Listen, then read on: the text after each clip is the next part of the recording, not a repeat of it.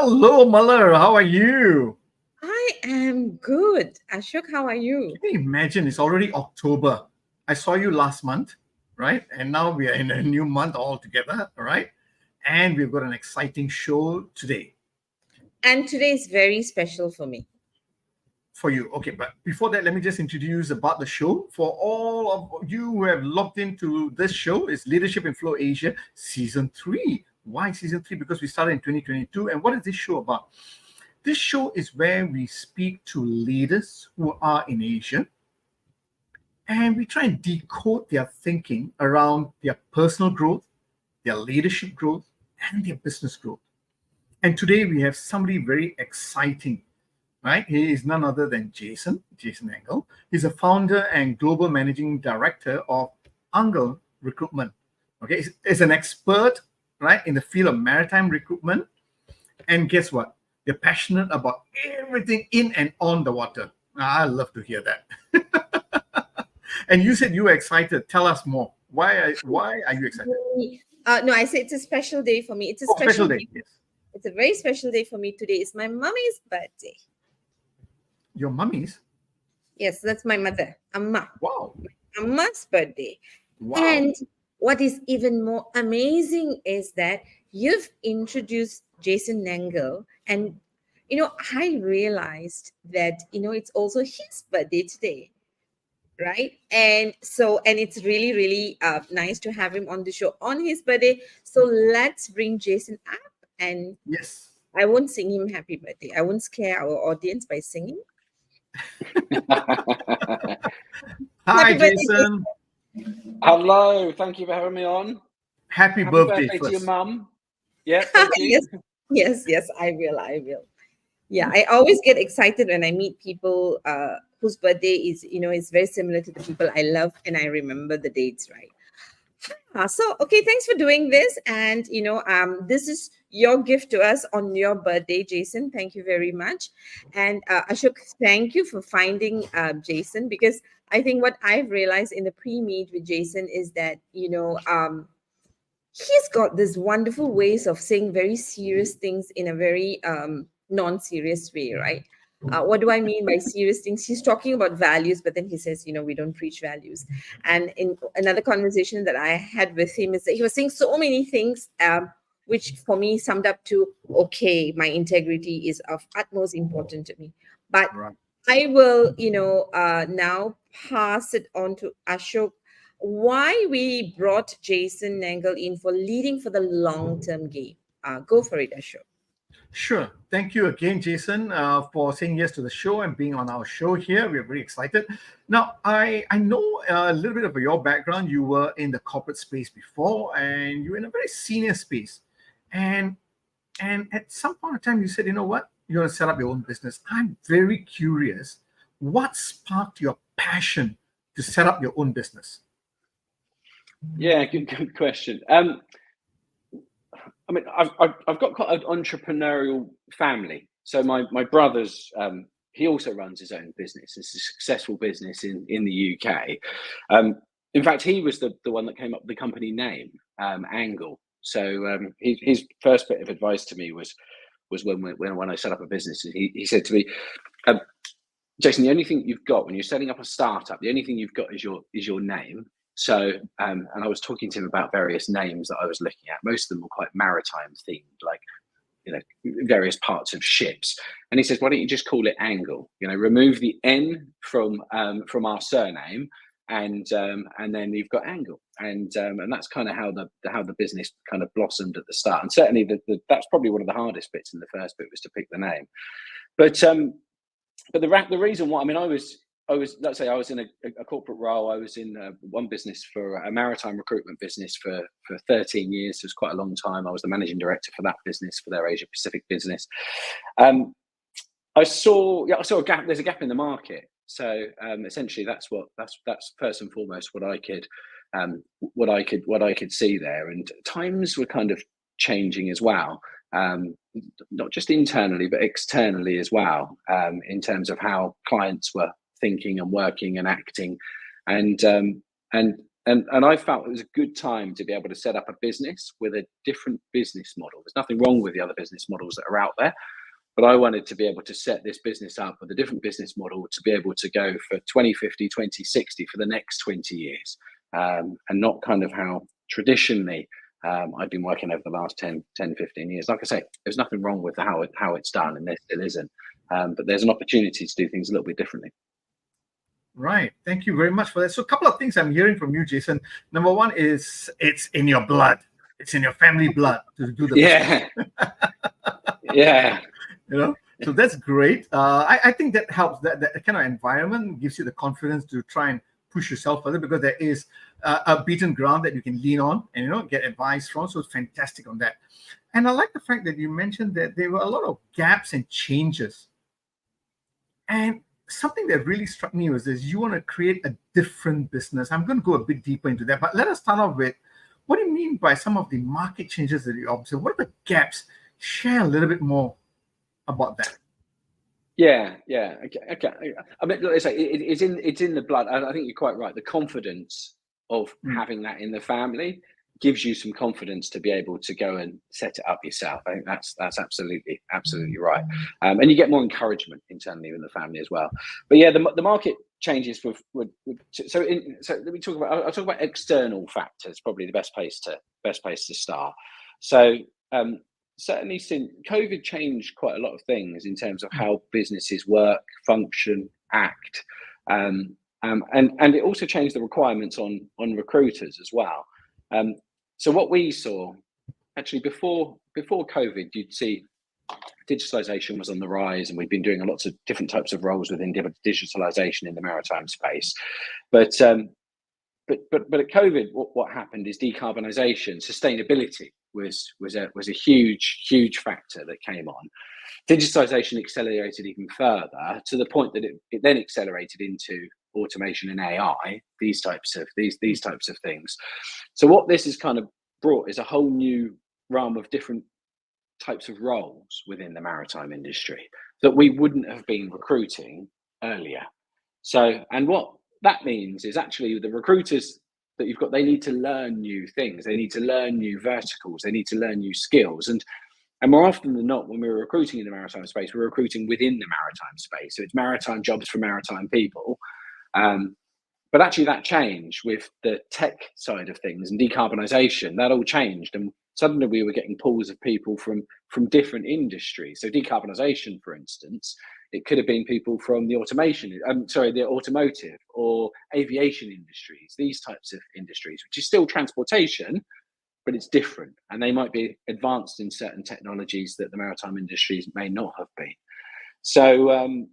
So there was a lot of things that changed from that perspective. And as what happened with clients is actually it became harder to recruit for clients. There was a period just after COVID where lots of people were looking for jobs. You couldn't get offers out quick enough for candidates. So the expectations on the recruiter became much higher. And actually you'd end up doing more work. You'd end up putting double the amount of work into filling a job for a client, essentially. And what that meant is actually you need really, really good, well-trained recruiters that can actually work collectively as a team and individually to be able to achieve the overall goals. So that was one of the gaps, certainly, and it's a big gap. And it's not something you can look at our business and think of, actually, you're a maritime recruiter and they're a maritime recruiter. It is. It's the same business, but structurally it's different. And then internally, there's things that happened as well. So internally, it's things like obviously we had work from home. There was things like work-life balance. There was a lot of different kind of requirements that businesses had to pivot from that perspective as well. So, and for me, it's about creating a business model where you can alleviate as much. There's going to be stress in every job, but to alleviate as much individual stress as you can, in order to be able to get to a collective goal, which ultimately that collective goal is offering a really, really good, best-in-class service to our clients. So yeah, that's the two areas which were really big standouts for me. And then that made me look at it and think, okay, now's definitely the right time. When you're part of a big corporate, you can influence certainly how the business is performing, the people you're hiring, the structure of the business you can't change. So and that's when I knew, do you know what, I need to set this up now. Now's the time. Nice. So what I'm hearing from you is something, it's a very important lesson that most or all leaders can actually take on board. Because what you did was you had your pulse on the ground, you're keeping a real good eye. Okay, yes, COVID came, and then you looked at what is happening in the digital space, sustainability, and I like what you said earlier. There were new roles that were being created. So you kept a pulse on that. Say, hey, something's happening here. There are some changes. And there are not enough skills in this area. There are new roles, new skills, not only for the clients, but even for yourselves. You said you need to start having well-trained recruiters. So you saw the trend, you saw the problems that were coming, and you said, you know what? I see the gap here. It's about the roles, the skills, not only externally, but internally. No, fantastic. Thank you very much for sharing that. Mother, I got one more question, right? You said earlier, you want to have a different business. Can you help me understand what you mean by different? Yeah, I think different means we service the same industries to what I'm used to. I'm not doing anything different from an external perspective, but different to us means the service that we're delivering and the people that are within our business. So for example, we make a habit of employing experts. So I think that so actually, when you've got a startup, I think the first 5 people that you hire within your business kind of really frames your business and how it works and how it operates. And actually, those first 5 people talk about culture a lot in businesses. Well, those 5 people each own 20% of our culture. So that's kind of how our business is going to work and operate moving forward. So I'm really fortunate that we've got people with a lot of experience that have joined into our business that I've worked with before. I know them, and they're the best in class that I've worked with, and that's the platform that I want to take our business forward, to be able to offer the right service to the maritime industry and kind of plug some of those gaps that I was talking about earlier on. Nice. So your difference is about being the best in class and providing the best in class service, and about the people within the business itself, right? And how we work internally. So we do have different tools, but also about the support that we give internally. And businesses give people support. It's known for that. But ours is, if you're surrounded by, let's say you're a new person that comes on board, you've got 3 people within, very close proximity where you can just ask questions, you can do meetings with them, join candidate calls or client calls. That transfer of knowledge is quite natural. That happens quite naturally there, and people grow really, really quickly in that environment. Okay. Now Muller is looking up. I mean, she's got 3 questions coming up. Yes, Muller, go ahead. No, I don't have 3 questions, but what I thought, so what I picked up from Jason is very much 2 things, right? He saw changes in the environment post-COVID. So the needs of he saw changes in the needs of the employers, which means that it's increased expectation. So the expectations were higher. But what was also interesting is that for the employees or the candidates, they were also experiencing change, and their expectations had also changed, which means that now there's increased expectation from both sides, which then makes the job of a recruiter a lot more difficult, right? Because they both have increased expectation, which then means that everyone is going to be more stressed out trying to meet the goals and objective, right? Which I thought was fantastic, because he very quickly zoomed in to say, you said 2 things, you probably just came out. He said, now my job is to make sure I'm serving 2 groups of people. A lot of times when we talk about serving, we think about the employers, right? They're the ones who are paying us. But you're saying, I've got 2 groups of people, and both of them have something in common. One is increased expectation, which means that I need to get stress off them, because when they have increased expectations, they are also under pressure, or they are having certain stress that they want to overcome. And he just goes for, how do we, get rid of the stress from both of them and look at collective goal. What do you want? Let's put all of this together, and I'll become the bridge to get both of you to meet, and and that determines your success factor. Now that's a lot of work to do that. because it is so much easier to say, hey, you have a demand, you have a supply, let me introduce you all and let's hope something works out, right? So tell me, I mean, doing all of this, and even in the startup that you were telling me, how the first 5 people are so important, and you're very focused on the expertise, right? What results do you care about most? Why work so hard? Yeah, I mean, from our perspective, it's about client feedback. It's about client and candidate feedback is the most important thing for us. So, and we can measure that, because we can measure that by how many clients engage us, we help them, and then they engage us again. Now we've got some really big volume clients that we've taken on, and actually that's not that common from even the 13 years that I was doing it before. So that shows that actually we're offering a really good service level to those people.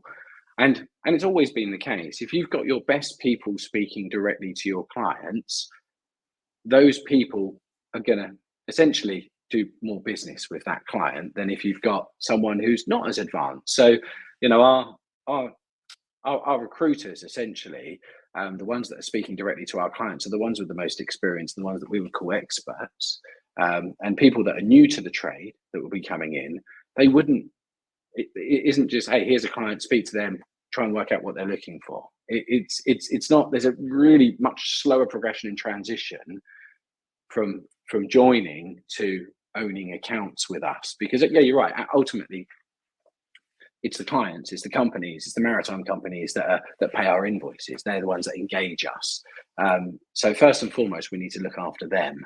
And that's really, really important for us, that they speak to the best people, they get the best advice, they get the best service. And that's important for us. So we have a bit more of an account management model within our business. Whereas typically recruiters, when you look at recruiters, particularly maritime recruiters, everyone does the same thing. So, you know, and recruitment can have quite a high churn of staff as well. So which means that, you know, clients get fed up with, oh, hang on a minute, I was speaking to Johnny last week and now Cyril this week and now Sheila, you know, 3 months on. It's not quite that progressive, but you know, people want some consistency, and they want to be able to build a relationship with the partners they're working on, because essentially we're an extension to their HR team looking after the recruitment aspects. So yeah, I mean, that's what's important to us. And then you've got the balance you mentioned on the candidate side as well. It's making sure that, you know, we've got really good candidates can be really damaging for your business. So in terms of if you don't look after candidates, then they are going to talk amongst themselves and say, hey, these guys don't reply to the emails, these guys don't do this, they don't do this. So you need to have a really good connection with candidates as well. And we set up a rule in our business that anyone that direct messages us will get a response from us. Now that's hard to roll out. That's actually, it sounds like a very simple thing to do, but it's actually quite challenging because of the volume of messages that we get. But any DMs, if anyone DMs me, they know they will get a message, and that kind of rolls and continues throughout the business. Thank you. There's so much. I think I can write an article. I hope I will spend time writing an article, because I think what you have actually given us is, you know, what the true spirit of service. Yeah. Right. It's true spirit of service. And what I actually love about what you're saying, and I think we tend to miss out on this point, that even though the client is paying your invoice, but without responding and treating the candidates well, we're going to fail anyway, number one. And the other thing that I actually loved about you is putting your best people talking to your client and not passing them around. Because I think if we look at businesses now, right, we've become less service centric. We've become very transactional because it is too much to invest on individuals who are experts, right? To serve our clients. And with that, what we do is that when the client is not talking to the right expert or there's no continuous conversation, what we're doing is we are eating into our client's resources, and that can cause frustration, and they may not stay with us. I can see why your business is growing, and I hope our those who are watching, our friends who are watching and all listening to this will take Jason's experience seriously, which then brings me to, because you keep using the word expert, right? Mm. And so so how do you differentiate specialist from experts? It's about experience, and I mean, you can see it a mile off in communication. So just when people are communicating, whether it be with a candidate or whether it be with a client, it's really about that expertise that they've got. So if you, I mean, for me, a specialist is someone that focuses on a certain vertical. It doesn't necessarily mean how long they've been doing it. I mean, you can get a name card within the first week of joining a company saying I'm a maritime specialist or I'm a commercial shipping specialist or whatever vertical that you're specializing within that.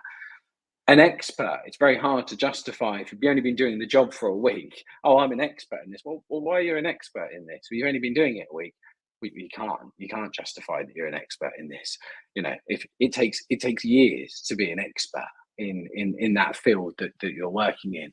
So and that's why we use that term experts, because, like I say, we want our experts ultimately speaking to our clients, and we want everyone within our business helping each other to become experts themselves as well. So that's how I look at it. Yeah, but I'm very curious to know, right? Like, when you think about experts, people who have spent enough time gaining experience to be in that space, right? Yes. How do you how does that make a difference to clients, in your opinion? Yeah, it's the knowledge that and it's not just time. And people may have been doing recruitment per se for years, and they might have been going from different verticals, or might not be that successful, might be just okay at doing what they're doing. But with time comes experience, and with experience comes knowledge, and with that knowledge, it helps you be able to communicate that information flow to, whether it be your candidates, whether it be your clients, and but it gives you credibility, and that's one of the key things that you want. Is it gives you credibility. It helps people feel that they trust you, and they should do. That's the area that is that trust element. People aren't going to use you or listen to you unless they don't trust you, and they won't trust you if they don't think you know what you're talking about. So, and the reality is, we have quite a helicopter view of the market, how it works. So individual companies, when they're looking to hire certain people, well, they've got a problem, they need to find someone, but we kind of know the solutions to finding the problem, how easy or difficult that would be. Yes. But we need to be able to transfer that knowledge to them. We can't just have that in here. It needs to be able to be verbalized to these people. And much the same if you're speaking to a candidate and they're not right for the job, you need to be able to explain to them why they're not right for the job, why you're not selecting one, why you're not shortlisting them for the job. Nice. So there's loads of things like that. And that comes with time and experience. Nice. But you know what? I'm taking this away from me. I'm not sure whether I'm on the right track, Jason. What I'm learning from you, the major difference for me from what you're telling me between a specialist and an expert is you can choose to learn and specialize and pay more attention, because specialist for me comes across as something that I'm learning about more. Whereas when I put myself as an expert, I have enough knowledge and skills to help you solve your problem, which then puts my credibility on top, for the job. That's what I am getting in terms of differentiating it. Is that? Yeah. Does that resonate with you? Okay. All right. Yeah. I got my summary right. Ashok. It's a close call. No. I like that differentiation, because Jason talked about being the expert is building that credibility, right? And like you said, credibility comes with the knowledge, the time, the experience, with the relevant skills, right, to make that difference. So thank you very much. So then I have a question, Jason. Now you have people who come and join you, whether they can have some experience. Okay, their experience could differ, right? Yeah. So how do you now support your team to be collectively a group of experts? So they come with varying degrees, right? But how do you get them in your standards? How do you support them to be collectively the experts? Yeah, I mean, we work very closely together, all of us do. So we're quite a collective team. So it's not, here's a phone book, go do your best. And often, so for instance, so when people join, I will have work for them. I mean, I might be working with a client, or Amy or Tony might be working with a client, but those people will join that client call with us when we're taking, let's say, a job briefing, for instance. So they'll join that call, they'll contribute to that call as well, but they've always got someone with a lot of experience joining them with that. Much the same as if they want to go and visit a client or these types of things. Or if we're working on senior searches, one of us will be on that call with them as well to be able to help them with the assessment. And of course, by doing the job with someone, people learn a lot more rather than, you can train all this in a week. You can train how to be a recruiter in a week. Probably 30% of that information would stay in here, and the other 70% would only really come with consistent practice and all that sort of stuff. So yes, we train people, but we tend to do a lot more on the job coaching and mentoring. But we do the job with them. So we're not saying, yeah, speak to this candidate, you're on your own, or speak to this client, you're on your own. It's more of a team. It's much more of a team effort. Whereas people can learn from each other in that way when you're doing it together. It helps a lot. So these are just small things. I mean, we do a lot of team activities, for instance. So I focus a lot on teamwork. So that's some of the differences. Recruitment tends to be very much of an individual game, and I tend to focus a lot on teamwork. So and I want everybody to do well, and it's in the best interests of our management team, and they're rewarded as well on the team collectively doing really, really well. So it's about that knowledge sharing. And we do stuff outside of work to be able to contribute to that. So we've got we started something called Active Anglers, which is we did the first one last quarter, where basically we pick a sport or an activity every single quarter that we want to learn, and we get a coach to teach us that sport or activity, and we do it every quarter. So we'll pick one day of every quarter, and then we'll do that together. So it helps us with teamwork, it helps us relieve a bit of stress, it helps us have a little bit of fun together as well, and it creates a good bond. So the last one that we did was rock climbing. So we went down to Kalang, and there's a wall in Kalang, and we had an instructor that was teaching us how to rock climb for a couple of hours. It was great, really, really good fun. So, and we take a vote on, each of us say, listen, here's my top 3 activities. I wanted to do paddle because all of these footballers are doing paddle and stuff like that, which is, like mini tennis, for instance. But rock climbing came up as the favourite. So quite cool. I've not done much rock climbing and enjoyed it. Really, really enjoyed it. So, and we did it all together. It was great. Nice. So what I'm hearing from you, Jason, I love this, because a couple of things that comes to mind. Number one, you mentioned, yes, there is training. And like you said, that's only about 30% effective.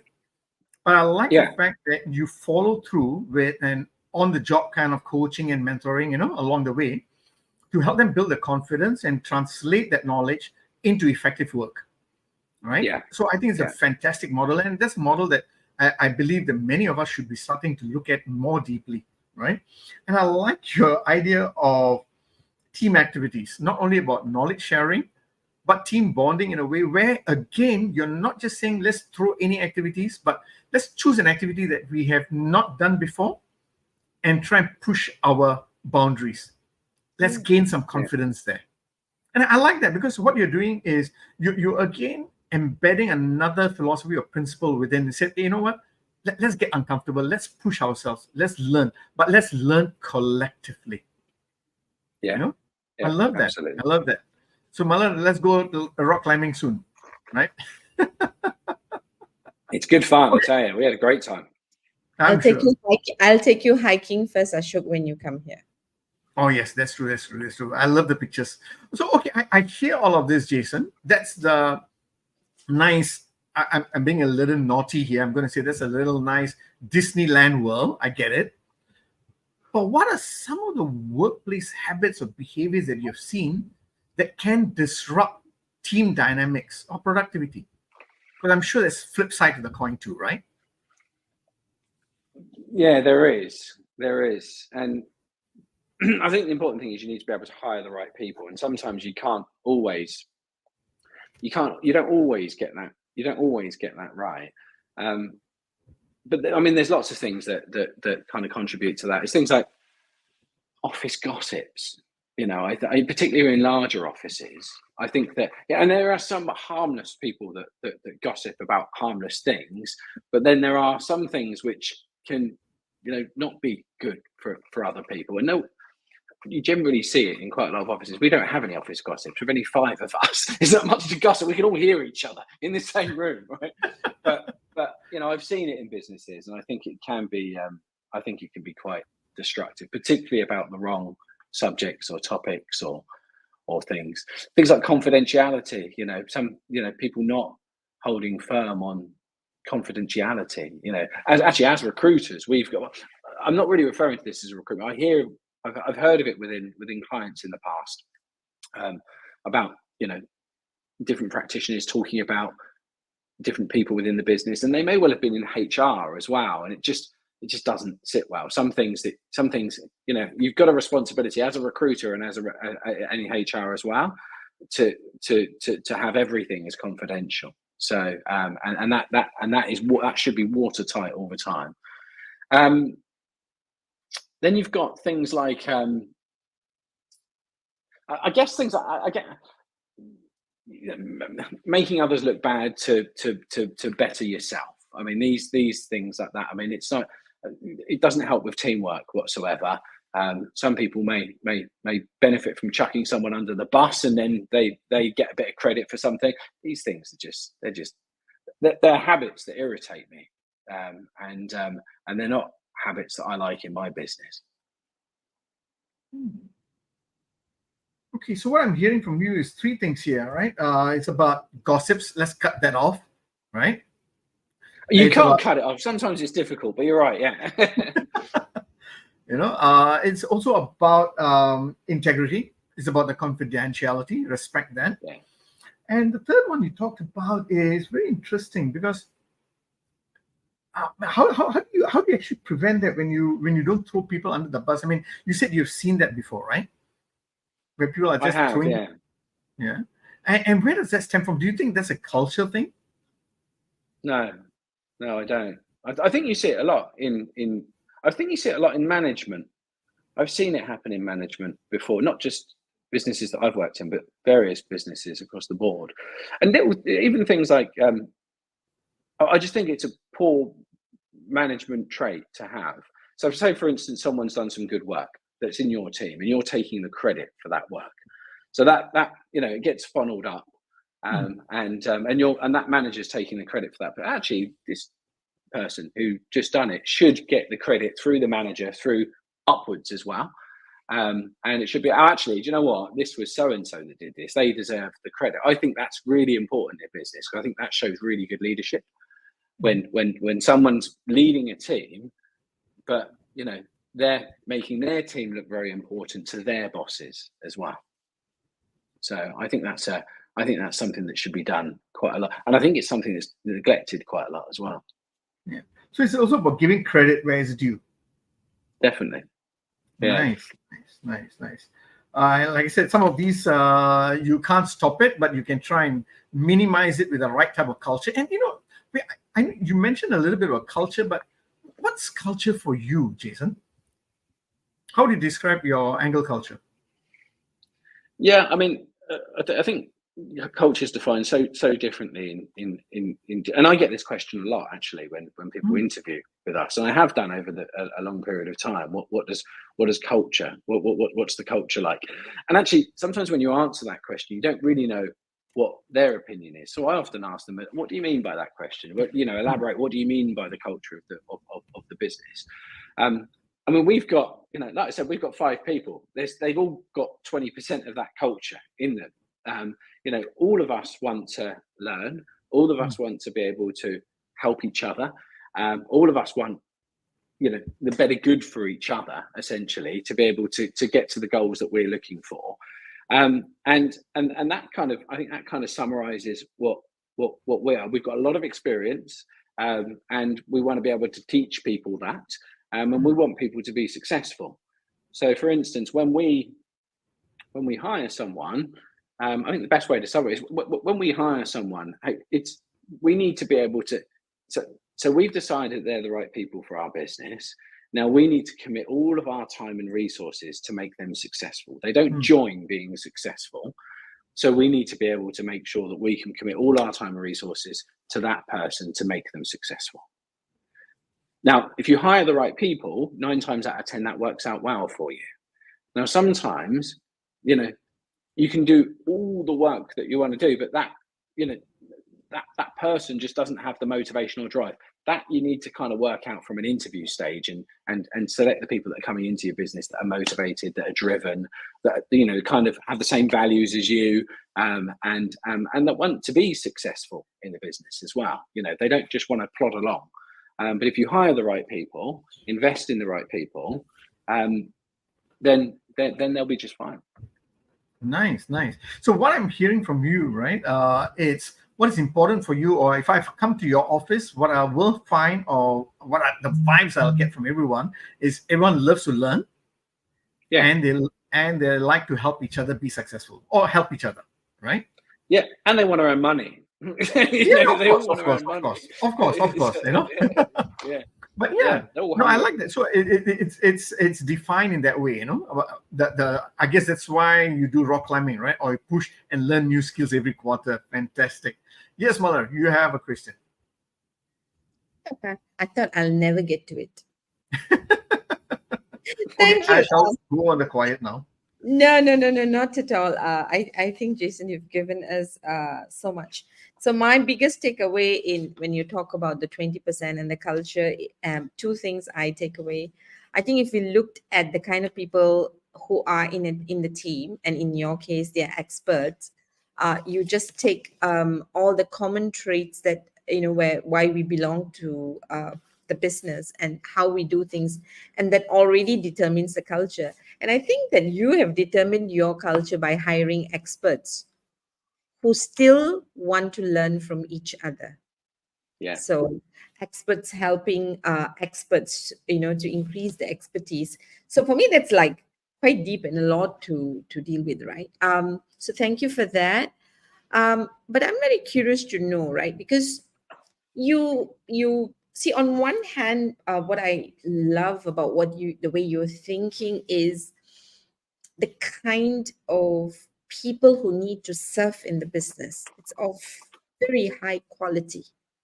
Now, when you hire people with such high level of quality in terms of attributes, attitudes, as well as expertise, that's because you really care about the level of service that you want to give to your people. And that's been clear throughout the conversation and the interview. So what are some principles that, guide your service approach in your business? Yeah, I mean, I think integrity is going to be one of the key principles that we would that we would be really pushing forward. There's all sorts of stuff with integrity within recruitment, but it's people. If you want long-term relationships, you need to be trusted, and I think that needs to breathe throughout the whole business. So I think that the integrity piece is absolutely key, and obviously a good platform for for everyone to be approachable within the business. So they've got, people can ask questions, and people can make mistakes. People make mistakes, but it's important that if people make mistakes, that they can learn from them, and we can help them learn from them as well. So does that answer your question? Yes, I think you've actually summarized it. You made it easy, but it's complex, right? Because it's easy. Integrity is one word, but to hold that integrity throughout our interactions and present takes a lot to make that come together, right? Because you've mentioned integrity, you've mentioned trust, but I think if you ask me what was my aha between integrity and trust, because that's something we know is essential to any business, right? If you need trust to build integrity, but I think the other thing that you've actually brought in, which I think is very powerful, is that people are approachable. Because if you are approachable when you're serving your clients, then in my experience, clients feel safe to tell you about their problems. And when Yes. clients feel safe to tell you about their problems, then you are in a better position not to guess, but to look up for solution with your expertise to help them. And when you are trustworthy and when you have integrity, then they know that you mean what you say and you're going to do what you say. So that's it looks simple, but there's a lot of depth, because to become that, it takes expertise, it takes culture, it takes structures, it takes great leadership to bring all of that together, right? And now, then I think most startups, many businesses that has grown will totally very easily be on board with all that you're saying. But at some point, we get into crossroads, right? The crossroad is often we wake up in the morning wanting to do our best, whether we are leaders or experts serving our client. We all, I believe we all want to do our best. Nobody wakes up to fail, right? Having said that, the common crossroad or pain or challenge that we often face is, how do we balance business numbers and adding value? Because very often when we think about adding value means more resources, more time. And more time means it might eat into my numbers. How do you think about business numbers and adding value, Jason? Yeah, I mean, there's lots of numbers that we would deal with in recruitment. So there's kind of financial goals in terms of where we want to be collectively and where we want to be individually to make up the collective number. We don't talk about that much, to be honest. We don't talk about the financials much.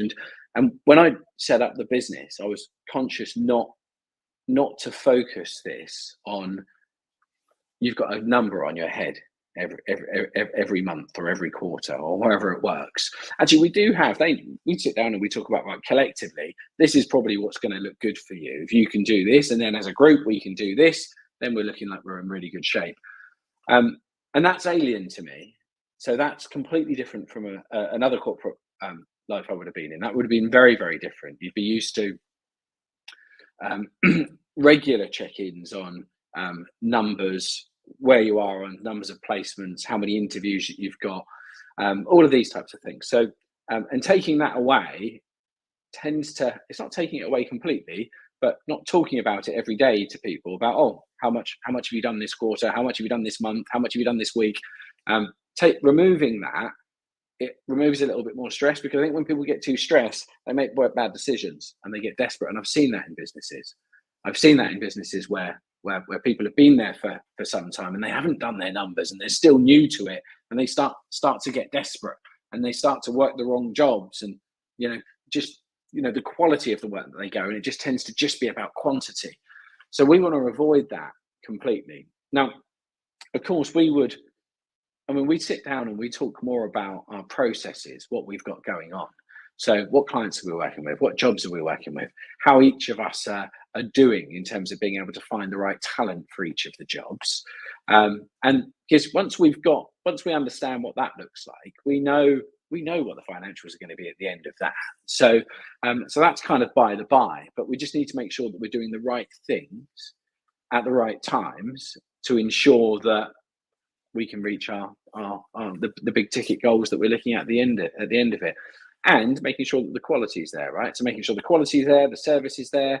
So if we focus on that, then we're good. As a recruiter, we're quite fortunate. You know, you can pick and choose who you work with as a recruiter.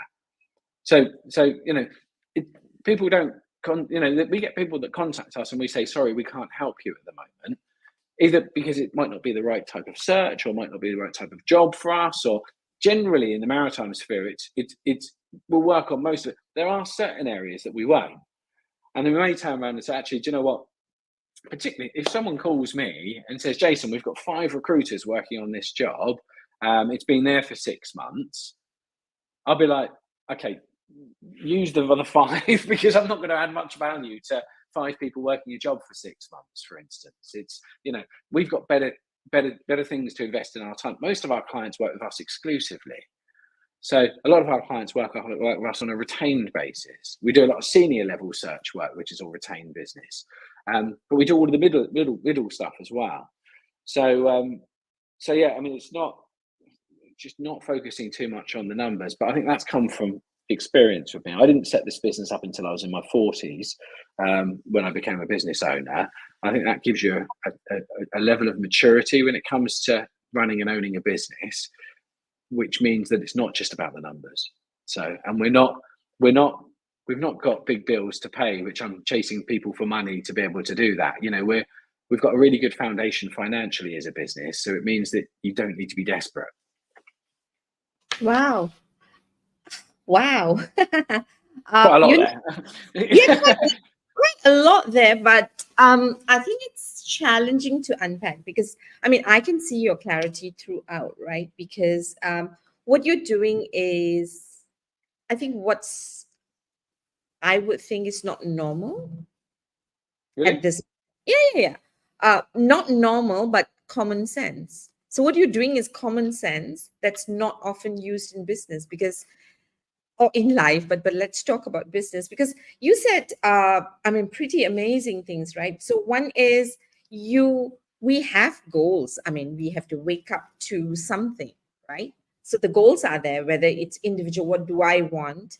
And what does what's the team going for? Team goal. We've got a vision or a dream to start with, if I may put it that way. But I thought what is profound is you recognizing that stress is not going to increase performance.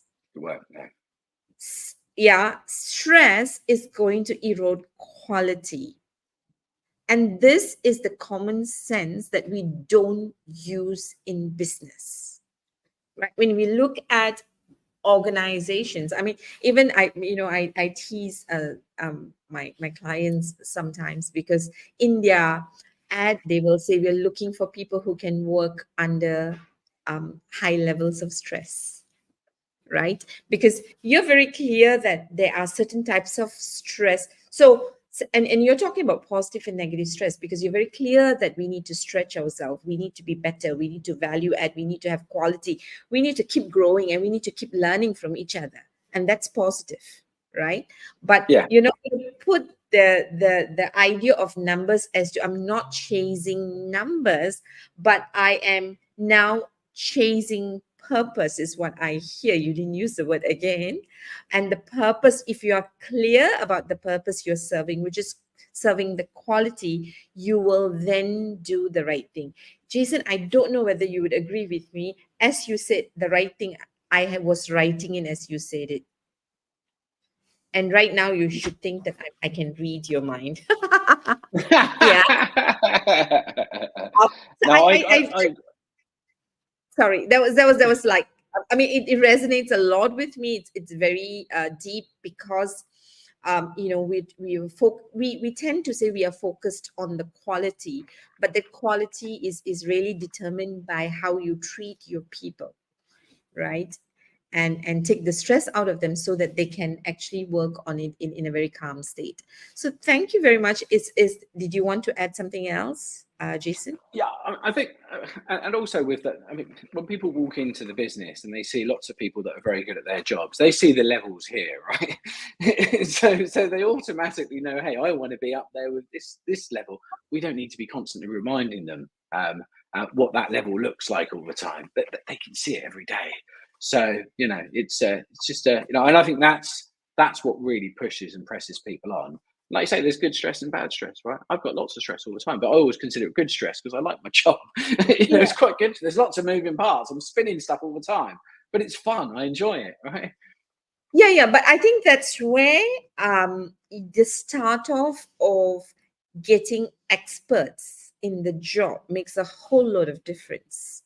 It does. Because if you don't have experts in the job, then what then happens is that the opportunity for growth can create insecurity, because I then think I'm not good enough, instead of thinking I want to get better at my job, right?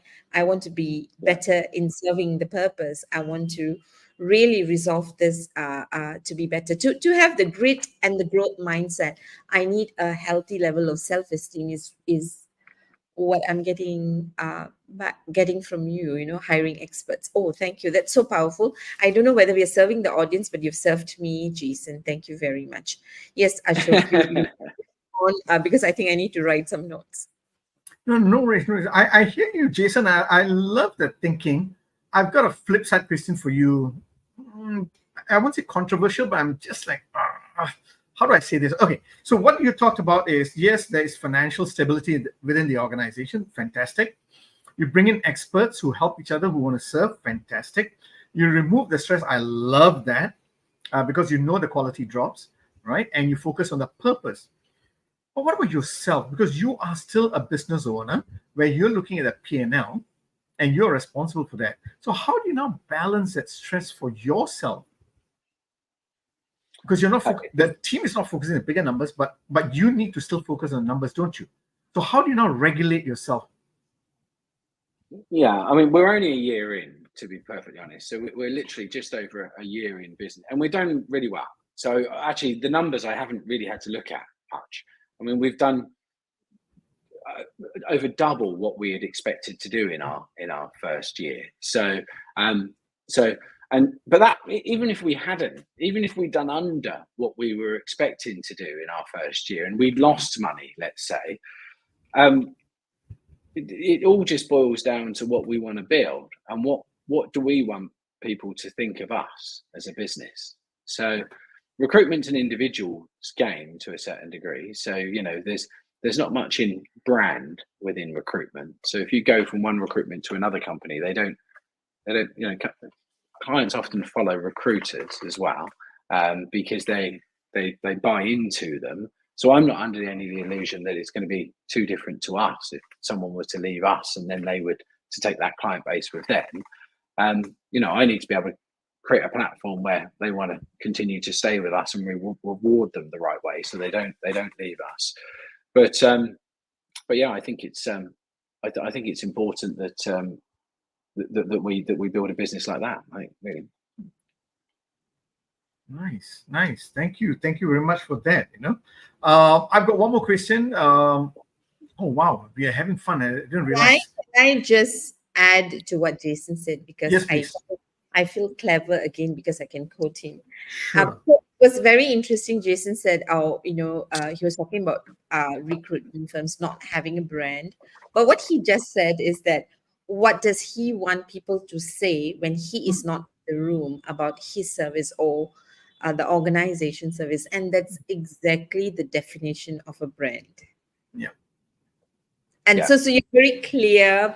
And so I think what I see is that you have a clear definition of the experience you want to create, what you want people to say when you're not in the room, right? And this is why the idea of purpose and you holding integrity as a very high value in the way you serve, I think is the whole business. So I had to say it, and I pass it on to Ashok for the last question. Sorry, can't help it. I'm your friend, Jason. Sorry, what was that last? I'm your fan. Oh, God, very kind. I am. Thank you, man. Oh, thank. Well, I'm a listener and a viewer, so I'm a fan of both of you. To this show. Nice. Ashok, he doesn't know I don't like to share credits with you, but I'll forgive him because I'm. Yeah. Jason, you can't say that. You can't have it both ways. No. You got to just say, Mother, thank you, and I appreciate you. Full stop. And then you quietly text me. It's a bit too late. It's public, but because he shares my mother's birthday, it's all good. I'm forgiven. Okay, Go for it. I've got a question for you. I like what I'm hearing so far, because you talked about identifying the gaps, solving problems for your clients, bringing in experts, a group of experts, and then building up the group of experts who can solve problems collectively, who can serve. And your experts push each other to learn more, become more, and do more. So I love the whole thinking behind it, and how you continuously think about removing pressure so that they can really focus on delivering the best that they can. And obviously, all of this came with a lot of years of experience of you running a lot of businesses and your leadership position. And making a lot of mistakes as well, to be honest. So my last question to you would be this. What is one leadership trait you wished you learned in your younger days? So I'll say that again. What is the one leadership trait you wished you learned in your younger days? And why is that important? Okay. This is quite an interesting one. I guess earlier, actually, people that are interested in moving into management, let's say, or moving into a leadership role, let's say they're doing an individual contributor's role and they want to be able to manage people. My advice would be don't, and I hear this quite a lot, and I used to think this as well previously, years before I used to think this as well. When you're given a task, sometimes you're given a task to be able to prove yourself, to see whether or not you can do that, and to see whether or not you'd be potentially good in a management role.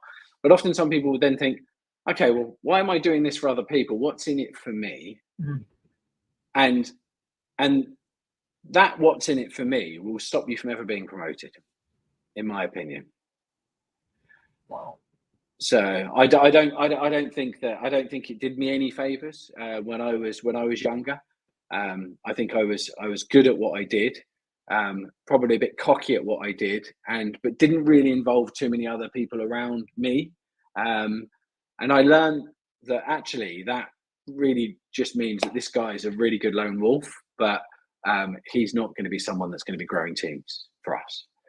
And that's because you think, what's in it for me? Now I changed quite quickly, quite early, because I realised that that's something which is not. But I hear it quite a lot. I hear it with I think people generally expect, oh, I've done this job for X amount of years and now I should be the manager. Well, actually, that used to be the way how things are done. Now we've got lots of shipping clients. They're quite old-fashioned that have this mentality. Now even they're changing now. It's not done on length of service if you get promoted. It's done on your ability to do the job. So you can't have a what's in it for me attitude on these sorts of things, because you'll miss out. Wow, to me that is a big nugget, man. Because we've always been hearing about what is in it for me, but what you're saying very clearly is if you go in with that attitude, what is it for me, you will not get your promotions. I mean, the world is changing. You've got to shift your thinking, right? But you've got to prove yourself as well. And you don't, essentially companies, they're not going to promote you just because they might take a punt on you and think, oh, actually, let's put this person in charge of 2 or 3 people. Let's give it a go. They've already had discussions and board meetings or whatever they would have done to think, okay, we've got a group of people here. Who do you think is the best person to be able to lead these people? So, and that's, ultimately the person that says what's in it for me is probably going to be at the back of the queue, because they're not going to do anything unless they want to be a manager, but they don't want to work and prove themselves as a manager before they become one. So, wow. I love it. I love it. Thank you very much, Jason. Thank you. Yes, Mala, you got something to wrap up before? Are you No, going to sing that birthday song now? my wrap up would be too long. Jason, thank you very, very much, because I think while we started the conversation about leading for the long-term game, right? I think you've given us so many nuggets as to, our mindset as a leader, right? Not just the mindset, but I think it's just the mindset and your internalization of what you believe in terms of your values and how that shows up in the way you are, in the way you treat people as a leader, and how you help them to grow, which then sets the culture for the organization. And we know that that's the, I won't say secret formula, but that is really the secret to sustaining a business. So thank you very much for taking time to be with us and to have given us so much during this 1 hour. Thank you very much, and happy birthday again. And I am really, really looking forward to maybe catching up with you next year for your birthday to know how much more your numbers have grown without you focus on the numbers, because I think that will be the testimony for other people to find courage that if you focus on the purpose and the values that drive your business, the numbers will come. So thank you very much, Jason. Thank you so much. It's been really enjoyed it. Thank you again. Right. All right. So Jason, thanks a lot. As we say goodbye to Jason now, oh my gosh, I want to do 2 more sessions with him, many more sessions with him. Okay. Now I'm becoming biased. Let me try and get it all together and be less emotional. Yeah. So for those who've been watching this, connect with Jason. I think he's an amazing leader. There's so much more we can draw from him. With that, if you're still signed in, look out for our Leadership Learning Festival, which is happening on the 13th of November in UNITA, Kuala Lumpur. I promise you'll be meeting very, very interesting people like Jason, who would be giving us nuggets about well-being, because our theme for this year is well-being for your leadership age. With that, this is Malar signing off from KL and Ashok from Singapore. Thank you and bye.